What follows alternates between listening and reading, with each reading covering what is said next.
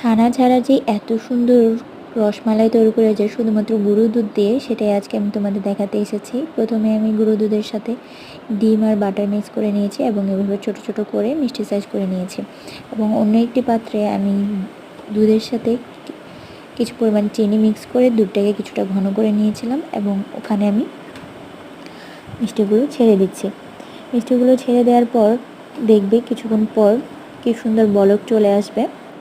বলক চলে আসার পর মিষ্টির সাইজগুলো তো আকারে বেড়ে যাবে, অনেক সুন্দর হয়ে যাবে ফুলে ফুলে এক একটা। দেখো সেই ছোট ছোট মিষ্টিগুলো কি সুন্দর ফুলে উঠেছে এবং এক একটা বড় বড় মিষ্টি হয়ে গিয়েছে। এখন দেখো কিছুটা ঘন হয়ে যাওয়ার পর তো দেখতে আরও সুন্দর লাগছে এবং খেতেও খুবই মজাদার হয়। তোমরা অবশ্যই এইভাবে বানাবে। মিষ্টিগুলো কিন্তু বুঝতেই পারবে না এটা কেনা নাকি বানানো, খুবই নরম আর খুবই সুস্বাদু হয়।